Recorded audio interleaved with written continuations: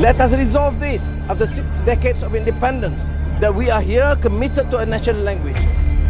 Ceritalah nak mendaulat bahasa Melayu 65 tahun lagi. Kita akan gagal. Kita orang Melayu ni merupakan salah satu punca kenapa bahasa Malaysia jadi macam sekarang ni. Orang Melayu akan terus tinggal dalam bodohnya kerana tidak mau belajar bahasa. Bahasa Melayu dipersaingkan. Go to hell. Sungguh mengenaskan nasib bahasa Melayu di Malaysia saat ini. Marwah dan martabatnya sebagai bahasa kebangsaan telah hilang. Bagaimana tidak, ia makin terpinggirkan dan tersingkir di negeri sendiri. Masyarakat yang mahir dan mau menggunakannya dalam berkomunikasi, semakin hari terus berkurang jumlahnya. Mereka lebih memilih bahasa ibu sendiri dalam berkomunikasi antar sesama etnis dan bahasa Inggris untuk berkomunikasi dengan etnis lainnya. To create a better future for our future generation. Thank you. Kalaupun masih digunakan dalam percakapan sehari-hari, utamanya di kalangan etnis Melayu, ia tidak lagi serupa dan sesuai dengan bahasa Melayu standar. Masyarakat mencampur aduk bahasa Melayu dengan berbagai bahasa lain, terutama bahasa Inggris dalam percakapan sehari-hari. Jom kita pergi ke kedai western yang baru buka. Lamb chopnya amat sedap. Wah, bila kau pergi makan? Mengapa muncul wang tiga? Yalah, belanjalah. Jangan ni, saya bolui. Tentu saja dilakukan sekenanya, mengabaikan kaidah, menihilkan tata bahasa. Bahasa percakapan yang kini semakin populer dikenal sebagai bahasa rojak, dan digunakan mayoritas masyarakat terutama generasi muda, termasuk di kalangan politisi, artis, serta media massa. Akan mengadakan perbincangan dengan Situasi kurang menguntungkan atas eksistensi bahasa Melayu, sebenarnya sudah dirasakan seiring penobatannya sebagai bahasa kebangsaan pada 1957. Merdeka! Merdeka! Integrasi politis dan setengah hati antara etnis Melayu, Cina dan India, dalam membentuk pemerintahan baru Malaysia di awal kemerdekaan, yang memunculkan konsep ketuanan Melayu, menjadi biang keladi. Konsep yang melegitimasi berlakunya supremasi Melayu, dan memicu bangkitnya kembali etnonasionalisme. Nasionalisme berdasar kelompok etnis, yang lebih mencintai kebudayaan kelompok sendiri dibanding dengan nilai-nilai yang berlaku universal di negaranya. Sikap mengarah rasialis dan intoleran, yang pada masa penjajahan sengaja ditumbuhkan pemerintah kolonial Inggris untuk melanggengkan kekuasaan. Imbasnya, muncul resistensi dari etnis Cina dan India. Mereka memandang bahasa Melayu sekedar bahasa ibu bagi etnis Melayu saja. Menjadikannya bahasa kebangsaan, dinilai sebagai bagian dari politik supremasi etnis Melayu.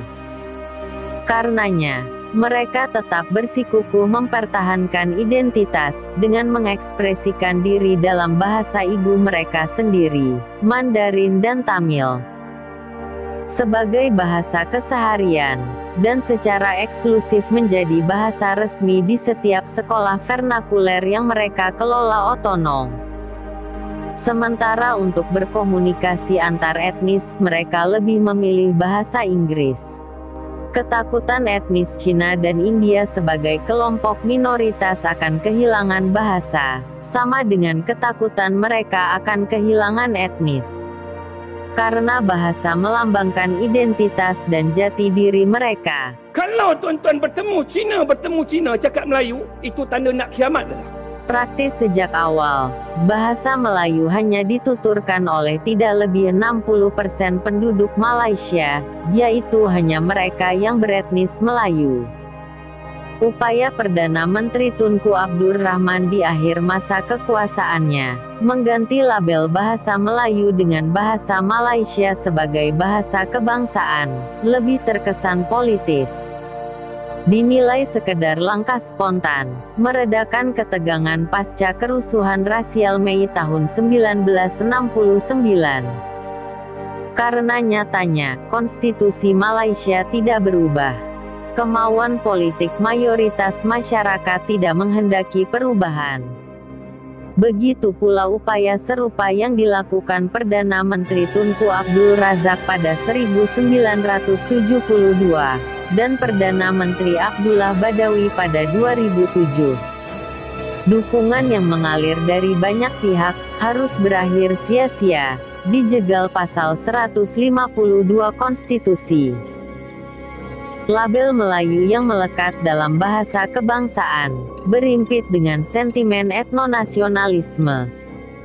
Sebagai bahasa ibu, sekaligus simbol dan representasi eksistensi etnis Melayu, ia akan dijaga tetap orisinal.